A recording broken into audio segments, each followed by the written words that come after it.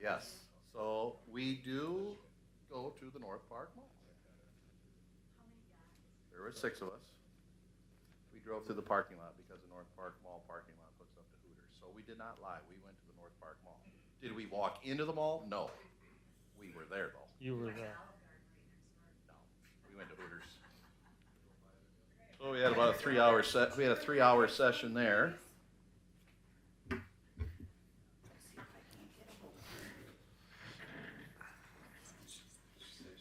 So for gift cards, you bought gift cards there.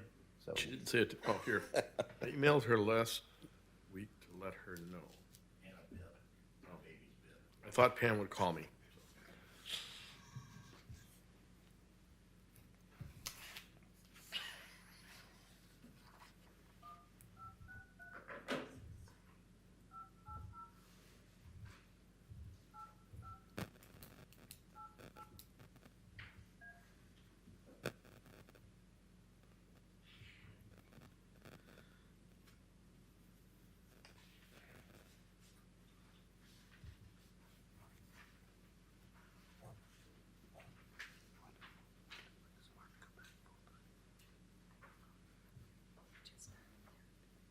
oh, okay.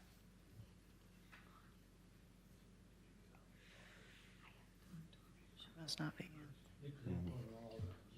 Okay. How's your dad doing?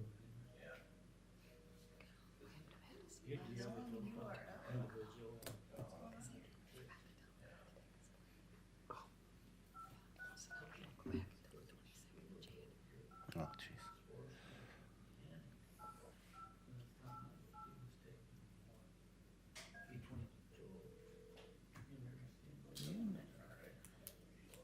Hello? Well, hello, how are you doing, Sue? Doing well, Pam. Was waiting for your call. Good, okay, thanks. Yep, we'll be getting ready here in just a sec. Okay, thanks. Okay. Yeah, you were late, aren't we?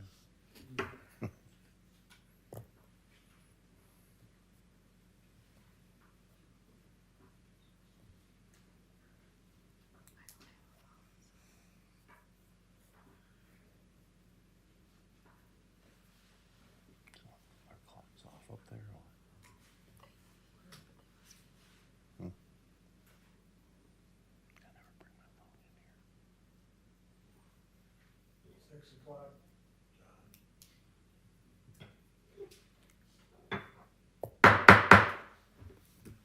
Good evening. I'd like to welcome everybody to the East Dubuque City Council meeting. It is Monday, December 18th. I ask that you please turn your cell phones off during the meeting and please be quiet during discussions. Please stand for the Pledge of Allegiance. To the flag of the United States of America and to the republic for which it stands, one nation, under God, indivisible, with liberty and justice for all.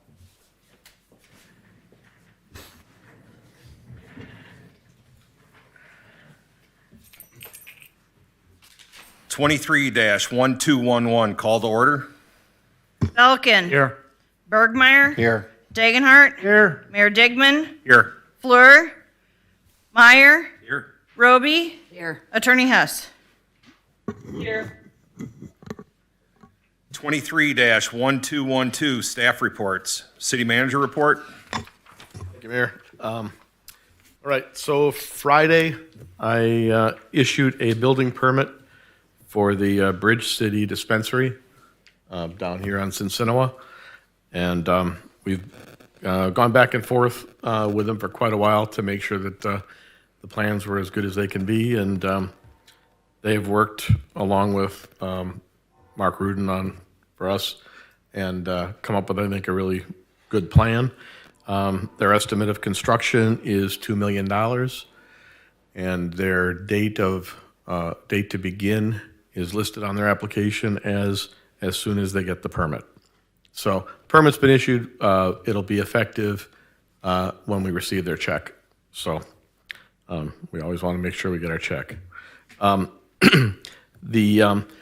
DACRA, we had a meeting Friday night and in Warren, and we are, I think, to a conclusion. And the upshot is that Warren will be taking over the administration of the DACRA program. And we will be paying the same kind of cost as any other community. The difference that we have is that we write more tickets than any other community.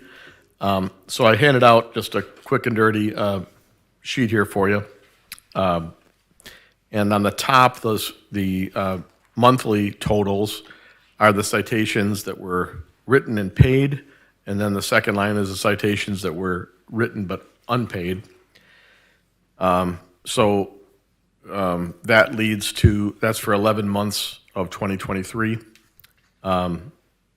The upshot there is that the average month of returns is $1,263. The average unpaid in a month is $197. So if you take the agreement that the mayor and I negotiated along with the other communities, was the average, the administrative cost will be 10% taken off the top of the ticket when it's received.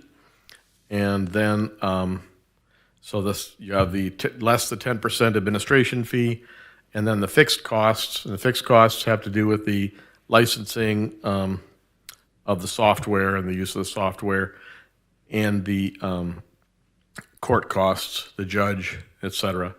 So if you take those costs, that equals our 1/6 of those costs is $543. So in the typical month, we would project over 23, if this was in place, $594 dollars in excess of our expenses. So if you take this back a few months, what we've done since August or September, when we notified the other communities that we were no longer going to fund them, we've gone from $50,000 to $60,000 a year that we were paying out for the program to $600 a month, so about $6,000 a year that we will profit from the program. So that is in addition to the fact that this is one of our only tools for dealing with some of the issues that we have in the community. So it's always nice if you have something that is a useful tool for you that you can actually make money on it. And the rate of return on that is it's about 47% quote-unquote profit margin that we receive on that. Additionally, it would go higher if we get the unpaid dollars.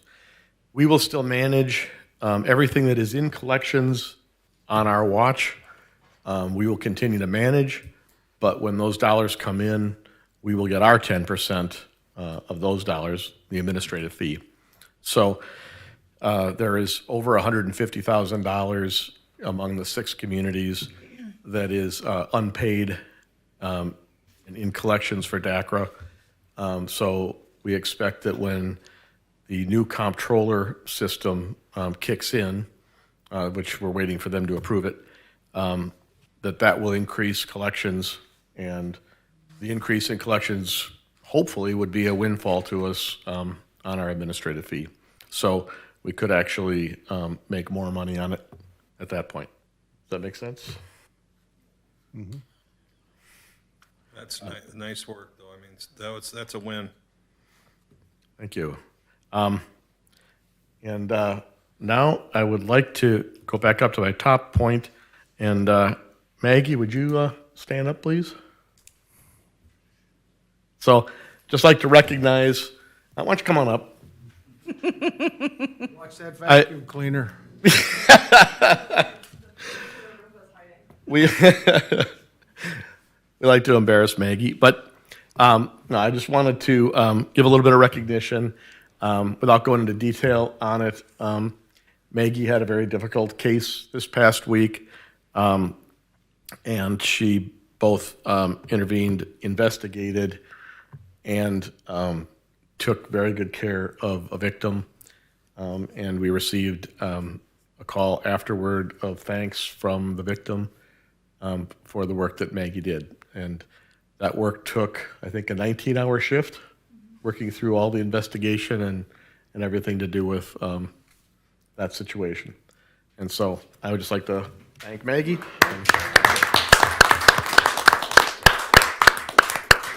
Now you can go back. Okay. I want to mention an insurance claim. This dates back to, I think, February of this year. My first week here, I found out that we had been paying paying claims. This was for a sewer situation, sewer backup, that had been paid before it was, and not even sent to insurance.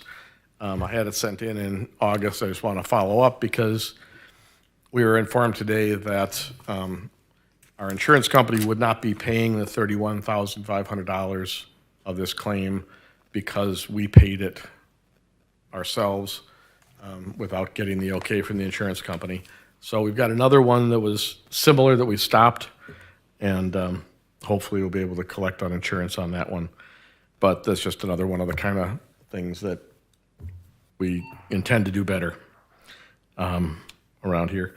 So the brief on the audit is that I was wrong. It's not going to be out before Christmas. The last of the information, I believe, went in today. And but I think it's not a sign of them going slow. It's a sign of them doing the kind of job that the mayor and I asked them to do, which was to be rigorous and find everything and get all the dollars put in the right places. That's the only way we can move forward. So if that takes a couple extra weeks, I think that's worthwhile. The old police station, we went through that the week before last and went through with an architect and a structural engineer from Origin. And because the word had been that that building needed to be torn down, I think that the value of the building, talking to the architects, the cost of any construction that's done within the walls of the building are cut about in half by having those walls. We took the structural engineer and the architect through, looked at everything we could look at, and found that that building is structurally sound to the best of what we could see. Both the ground floor, the second floor, the ceiling structure, and the outside walls are all in structurally sound shape and could be reused for whatever purpose we come up with. And the final on that will be after the fire department does a little bit of training up there. They're going to open up some places in the ceiling and things so that we can actually get a better look at the structure and see how much damage the water has done since the analysis was done in 2015. And so there will obviously be some repair of those things, but we think that the bulk of the structure is in good shape. And so we can move on to the next possibility in that. And I think that's great news because I think that building needs another life. And we're hoping that life will be with the city. Another piece of not so good news, the water tower project, we received before the project began a $3 million loan award from the state to cover the supposed cost of the project. When the bids came, that was the engineer's estimate. When the bids came in, that cost was about $3.5 million. And the decision was made at that time to, this is a little over a year and a half, a little over a year ago, I guess, to go ahead with the project, despite the fact that we didn't have a commitment from the state for $500,000 or $600,000 of the funding. We learned this week that it's not a sure thing that we will get that funding. And so depending on, Jill is working very hard at it, but the dollars are tight at the state level now, we're told. And we could end up having to find a way to fill yet another $500,000 hole. So just wanted everybody to be aware of that as we move forward, and hopefully we'll be able to fill that with an increase in the loan, but if we can't, it takes away some other options we have to get us through the desert that we're talking about going through. So the timing of it couldn't be much worse. So hopefully every other thing or so was okay in the report, but so that's what I have. Any questions on that? Thank you, Mayor. Thank you. I just want to, during my report, I just want to kind of touch base. 2 weeks ago, after the meeting was over, I walked back and I told Bob, I says, Bob, I go, this was a win. You know, this meeting was a win. And I just want to circle back around on it because I think it shows what's going on here and how we're going to get out of what we're in. So on your agenda 2 weeks ago, there was a couple items where it was the water project tying it from down at Frentress up to the water tower. Well, when that got put on the agenda, Bob, the engineering costs were roughly $500,000, and Bob was in progress trying to see if they could get those engineering costs tied into the loan. Well, prior to the meeting, Bob said, hey, you know, Jill got back to us. We're not going to be able to get this tied into the loan. So we had talked about tabling the you know, recommended tabling it. And when that item got brought up, Gene jumped on it, tabled it, Ben seconded, and that's good stuff, you know, because for so long, things were getting rubber stamped through, you know, and this is the kind of thinking that it's going to take, you know. I mean, we need to ask questions, you know.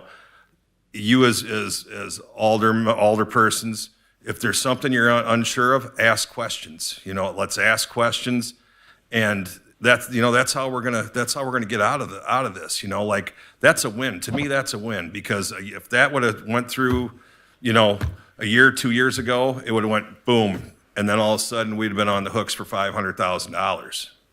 You know, I mean, it was that close, but it's actions like that it's going to take. You know, like Bob and I always talk about collecting wins. You know, let's collect a win. If we collect wins, you start adding up small wins. They turn into big wins. You know, like you sit there and we look at like DACRA. You know, that's a win.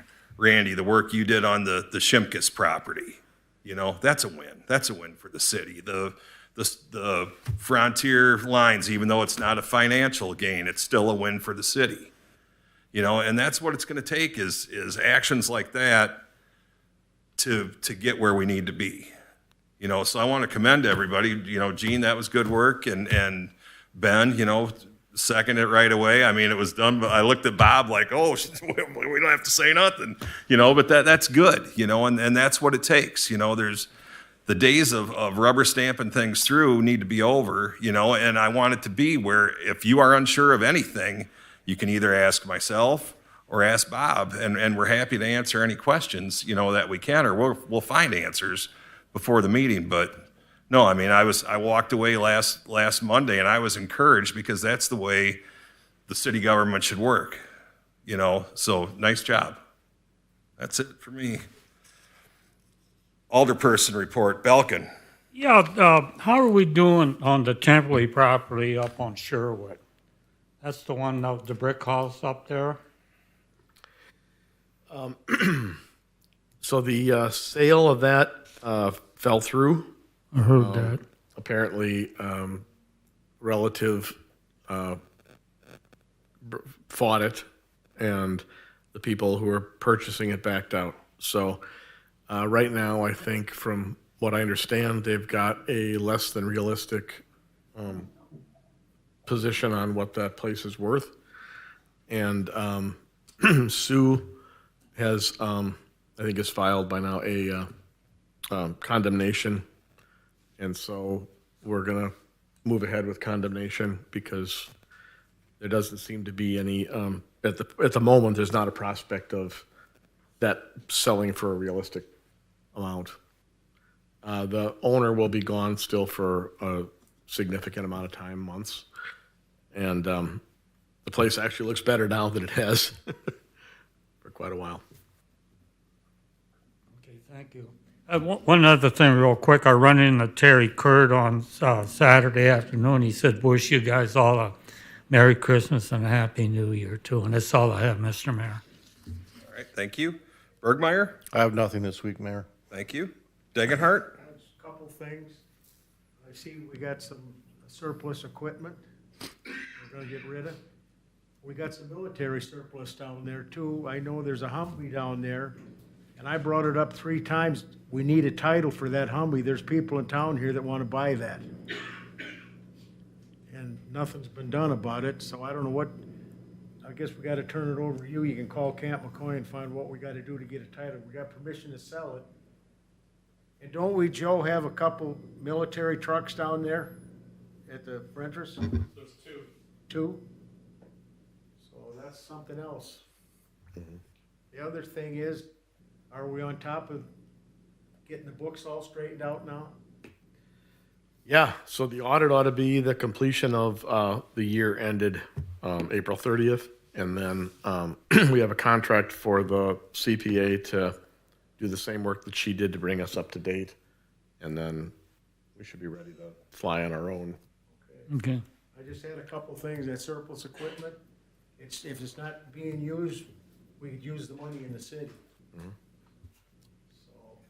Is that out for bid then, or how does people know about They what put- is? You put it in the paper and they bid on it. Is that what, Yeah, okay. field We bids. did it several times before.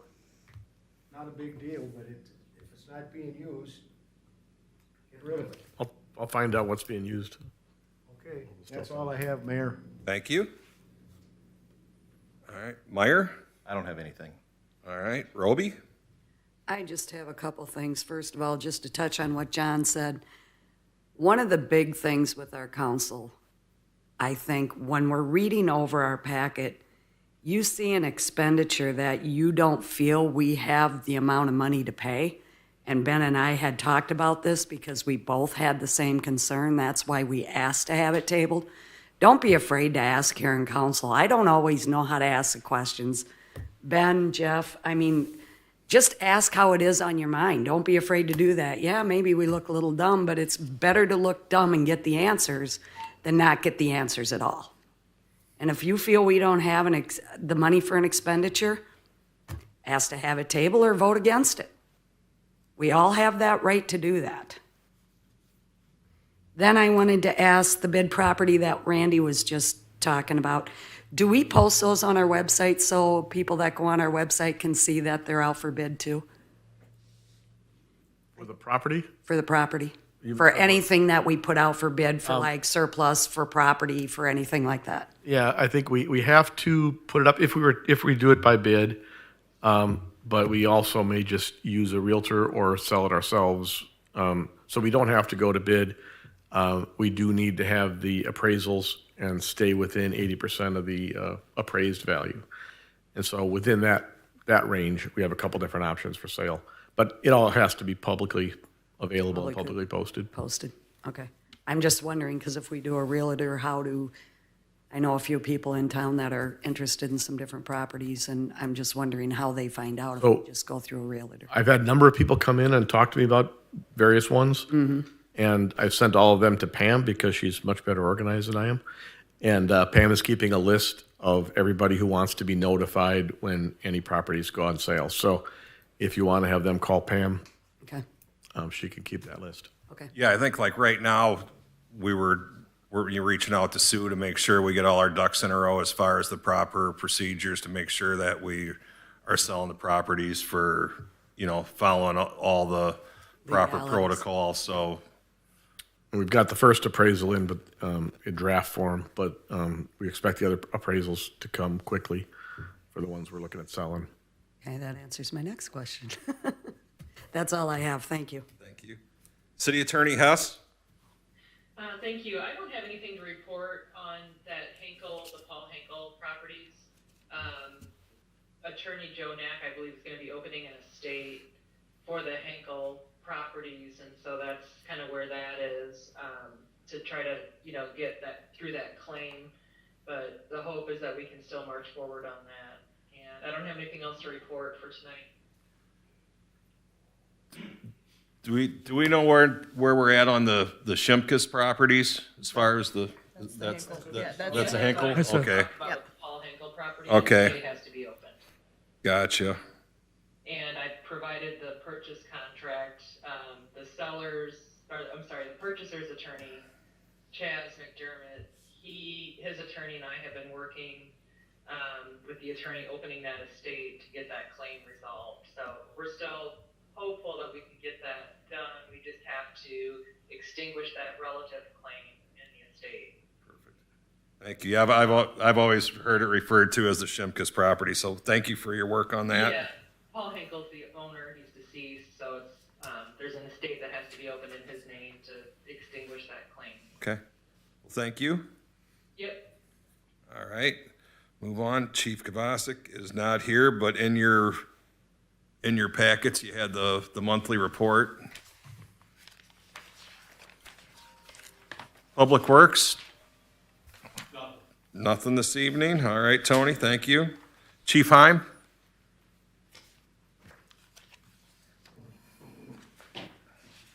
Just wanted to brief on, the fire department was invited to go to Bartlett, Illinois last week to sit in on a think tank meeting with, National Fallen Firefighters Foundation on community risk reduction. And basically what it came down to is, we dealt with recruitment and retention, purchasing equipment, purchasing apparatus, a lot of things, training, everything that revolves around the fire departments. The meeting was attended by representatives from McHenry, Illinois, East Dubuque, Glen Ellen, Oregon, Maryland, and Colorado. And basically this was a grant project that they wanted to put together a repository for volunteer fire chiefs, career fire chiefs to be able to go to and get answers on various different questions on how to go about acquiring stuff, how to do training, what training requirements are out there. And basically it's a solution, you figure out the question, you write a solution, and then you also put down where people can get that information. So with that being said, I think that's a big deal for the city because there's a lot of stuff on there that East Dubuque is the solution. And we'll be being reached out to go over that stuff. So I just thought that would be a good thing. We were supposed to be there for 8 hours, and the group that was there knocked out the whole thing within 5. So, I don't know if there's any questions or anything, but I just thought that'd be something for you guys to know that we're the city is out on the national level with a lot of stuff, so. I think that really speaks well of the chief and of our department, that we're leaders in figuring out how to do things better. Yeah. Nice work. Thanks, Joe. Thanks, chief.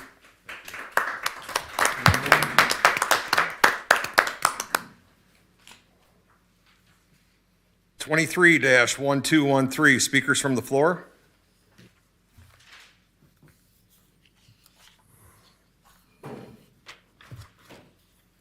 Good evening, ladies and gentlemen. Gerald Pedraza, taxpayers in Joe Davies County since 1975. Lived outside of Apple River for a long time, moved to Galena. Was a member of the Ride the Rails Committee for about 5, 6, 7 years, trying to get the Blackhawk to come through here. I split with those people, and I want to follow up with what Mayor Digman was referring to. I'm going to talk to you about a win here, okay? We've got endorsements from these communities along the old Twin Cities Zephyr route. And you know that train went through from Chicago, Aurora, Rochelle, Oregon, Villageville, Savannah, ended up in East Dubuque, stopped here, continued on to the Twin Cities. The fastest train in the world in those days between East Dubuque and La Crosse, 100 miles an hour. Anyhow, so we've got endorsements from the city of Galena, the city of Savannah, Carroll County, Oregon, Illinois, Rochelle, Illinois, and we're working on right now DeKalb where Northern Illinois University is, and Aurora. So we've got these small successes, right? Why are we doing this? We've got a transportation desert in Northwest Illinois. We got people that have to drive to Madison to get a flight to go to O'Hare, or to Cedar Rapids, or to Rock Island Airport. So we've got a transportation desert here.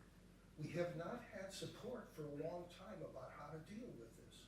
So we had a gentleman called Mr. LaHood, who represents this area, almost the entire northwest area of Illinois, who came to Galena. I don't know if he stopped in here, but he said point blank at a committee meeting that we don't have the population to support rail. So we do have people who are actively trying to get the Blackhawk to come through here. What I'm suggesting to you, more than suggesting, it's a dead duck. So this Twin Cities effort, we do have leverage. And the leverage is this. We have a different congressman whose congressional district extends into the Savannah area and includes all of Carroll County. We have another congressional person who represents the area around Rochelle and Aurora in that area. And we are actively working with those two congresspeople to help solicit to get us a feasibility study. So I sent some information to Pam, and I want to conclude by saying this. I submitted, I think, a sample resolution to Pam in an email, and I can resubmit that for your consideration. So in conclusion, would you consider reviewing that sample resolution? It's very simple. I will read it out to you. Look at it, review it, and pass it. And here's the resolution. Be it resolved, City of East Dubuque fully endorses a federal or state of Illinois funded feasibility study to determine the economic viability and the everyday usefulness of the revival of the Twin Cities effort, Chicago to East Dubuque. Thank you so much for your time. I could entertain a question if that's appropriate. Any questions? I think it's a great idea if we can get it done. Yeah, then you gotta get people to use it. This is another thing. What's gonna be the cost to bring the tracks up to standards so they can run Zephyrs on them? Excellent question. I go back to what happened with the Blackhawk. That feasibility study, I don't know if anybody from the city council was on that committee. That feasibility study showed that it was gonna cost $380 million to bring the Blackhawk from Rockford into downtown Dubuque. 90 miles of track. Yeah. The standard for rebuilding track is $1 million a mile. So that's what the Burlington Northern Santa Fe corporate management has told people, and they show people literally in writing. So this train, the Burlington Northern track from here all the way to Aurora is free of all kinds of different obstacles that the Blackhawk. If you think about what the land looks like between here and Scales Mound, that train, the Blackhawk, when it gets down to the junction where it has to turn to Galena, it starts at 10-15 miles an hour there, and it continues for 10 to 15 miles an hour until Scales Mound. Another thing is, all the villages along the Blackhawk, the Canadian National tore out all the sidings, so those have to be replaced. The feasibility study showed that there were 8 to 10 bridges, major bridges, that had to be replaced, reconstructed. And it would be our money to do that. So we're giving a foreign corporation, the Canadian National, our money to rebuild 90 miles of track at $380 million. That makes no sense. If we can do something with the Burlington Northern Santa Fe at $1 million a mile, that's 140, 150 miles. It's less than half the cost. Now, in regard to the question about ridership, one reason why we want this train to go through DeKalb is we got a targeted group of ridership there, right? We got a big group of students there. Then We stop in East Dubuque and we capture the students and people from Dubuque. Now, I want to say this very carefully. When I was on that committee and we were working on getting the Blackhawk to come into Dubuque, they wanted that train to come into Dubuque, and the siding that they had targeted was the siding that's adjacent to the casino. And I'm saying to people that I talk to, well, we got a casino in Rockford. So why have why are we funding with Illinois money a train station in Dubuque when we got the state of Illinois owns land right off of Route 20 here, and there's a siding already there. It needs to be rebuilt. So we've got leverage here that's different from that Blackhawk. And I want to just submit to you that we've got a lot of small wins that are going on, and we've got leverage that is different than what we tried to do with the Blackhawk. Thank you so much. Okay, Thank you. Thank you.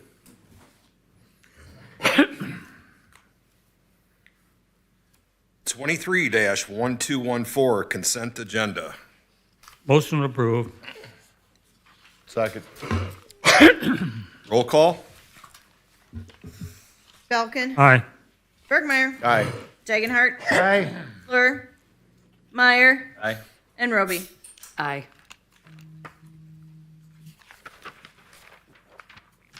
New business. 23-1215, discussion and possible action to approve a resolution for maintenance of streets and highways by municipality under the Illinois Highway Code, hereby appropriated the sum of $113,346.59 of motor fuel tax funds from May 1st, 2023 to April 30th, 2024 in the city of East Dubuque. So what do we use this money on other than streets? Any specific thing?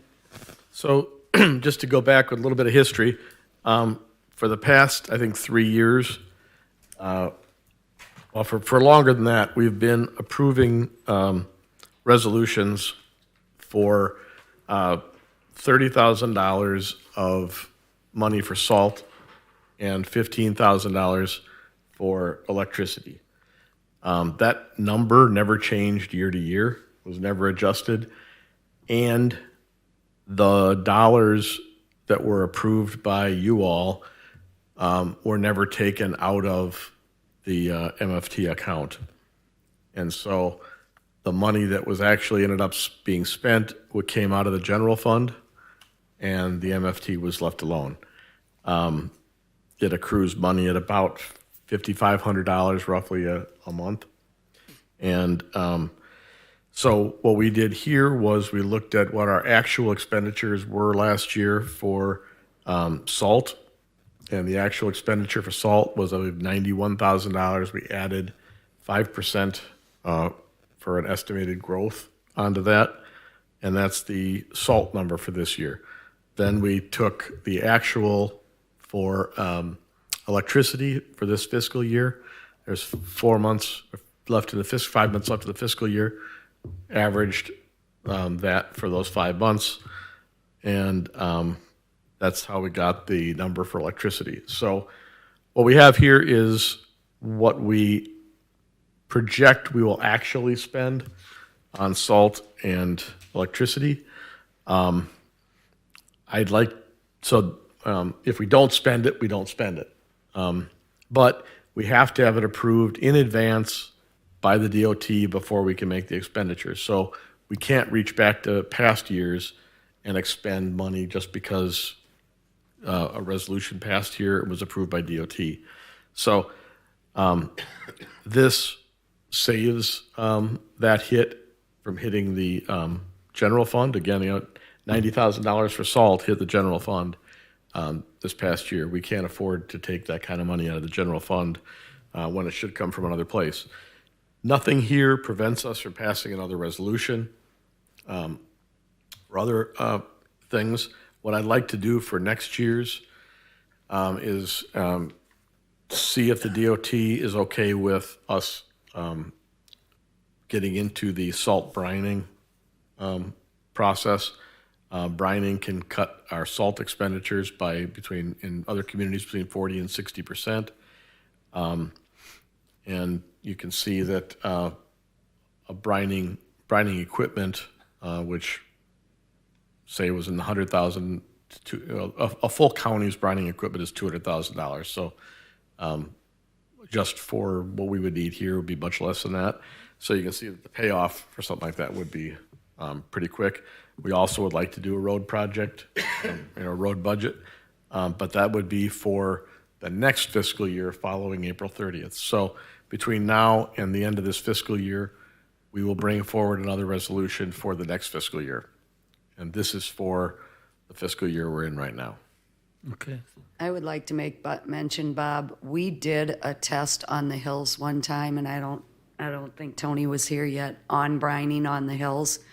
They went through Yeah, Out of the Dubuque. company out of Dubuque, and it did Yeah. not work well on our hills at all. Yeah, well, trouble with briming is, it's projected to snow, and they got to put it down first. 24. And all at once it doesn't snow. Or- I don't get into debate on brining right now, but we did a lot of studies on it in Wisconsin, and it consistently saved a lot of money. It stays on the roads for a week to 10 days, either way. The other thing is, it's not just a salt savings, it's an overtime savings, because it's a product that you could put down. If you're gonna have a lot of snow, you're obviously gonna still have to go out and plow and salt. But for small amounts or early hits, it covers that. And if you do it, if you know you're going to have ice over the weekend, you can put it down and save yourself overtime. So anyway, that's not I just wanted to mention that we did do a Yeah. test on it one time, so. I know it was, but I think it deserves it's got the potential for huge savings. So I think it needs another look. But it's not in this motion here. This is just what we project for actual costs. All right, we need a motion. I'll make a motion to approve. Okay. Second. Roll call? Bergmeyer, Aye. Dagenhart, Aye. Meyer, Aye. Roby, Aye. Belkin. Aye.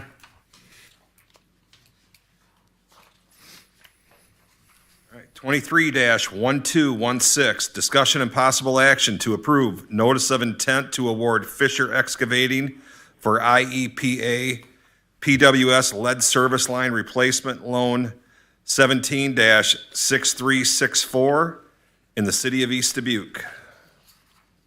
Okay, so for this one, we did a study. They surveyed households and to try to determine where the lead service lines were. It now also covers galvanized service lines. And based on the initial survey, they came up with an amount of money. Then they surveyed again, found more. So we won't be able to cover all of the lead service lines with this, but the grant that we received, we'll fund the engineering and the study and implementation and bid process and all that, and have $418,000 remaining. We went out to bid. The low bid was the bid here, $505,000, and that is significantly below the engineer's estimate of $703,000. And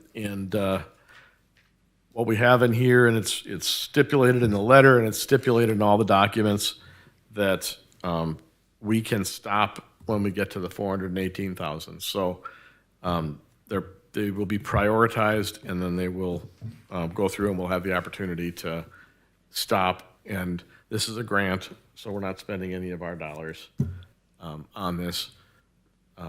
There may be other rounds of this coming that might help to fill the places we don't get to. When will this project start?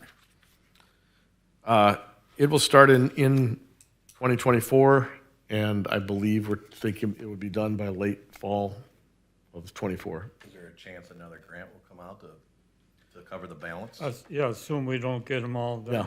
Yeah. There's talk about another grant. I hate to assume those things. And, there are a couple that will be taken care of with other projects that we're doing. So, for They're instance, doing this in Galena right now, they're replacing them. yeah. So it's going on pretty much everywhere. There's a glut of money for it, and there's probably more coming. Well, So, something's got to be done anyway. I'll make a motion to approve. Second it. Roll call? Dagenhart, Aye. Meyer, Aye. Roby, Aye. Belkin, Aye. Bergmeyer. aye. 23-1217, discussion and possible action to approve an ordinance regarding the Illinois Paid Leave for All Workers Act for the city of East Dubuque. So the simplest way here is that we are required to provide paid leave for all workers based on their number of hours. This essentially codifies what we currently do and allows us to move forward at the minimum requirement. Sue, anything else you want to add to that? I'm here. I'm sorry, what? Oh, I was wondering if there's anything else you wanted to add on the ordinance on paid leave. No, just that this ordinance that we're presenting is in line with, the new law that goes into effect and needs to be adopted prior to the end of the calendar year. So will we still have to pay part-time employees 40 hours a year of vacation? No, that's. No, we have to pay that. We have to pay them based on their hours of work, Okay, the same as everybody else. okay. And I think there's a minimum of 1 day, right? I think, Sue, if I'm, Minimum, no less than 1 day of paid leave per year to any city of East Dubuque employee. Any other questions? A motion? So moved. Second. Roll call? Meyer, Aye. Roby, Aye. Belkin, Aye. Bergmeyer, Aye. and Dagenhart. Aye. 23-1218, discussion and possible action to approve resolution authorizing execution for the sale of surplus municipal property in the city of East Dubuque. so this property that's up to date is the property was purchased last year for the fire station. And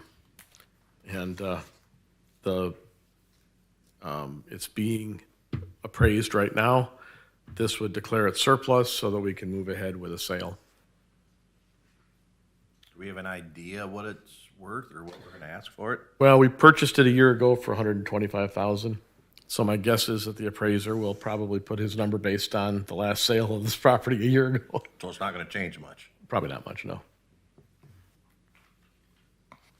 I'll make a motion. We have the right to refuse it if, Yeah, yeah. like any sale, and it has to be at least 80% of the appraisal. If it comes in at 95,000 top bid, we can refuse that, so. Well, we've got to sell for 80% of appraisal price anyway by state law, so.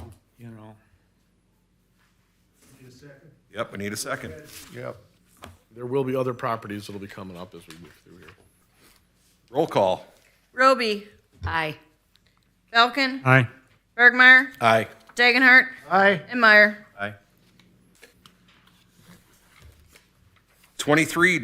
23-1219, motion to adjourn. So move. Second, Roll call? Belkin, aye. Bergmeyer, Aye. Dagenhart, Aye. Meyer, Aye. Roby. Aye. We are adjourned. Where'd you guys go, Chris? We'll see you later, Sue. Good night. We stopped the band before. Camera's still on.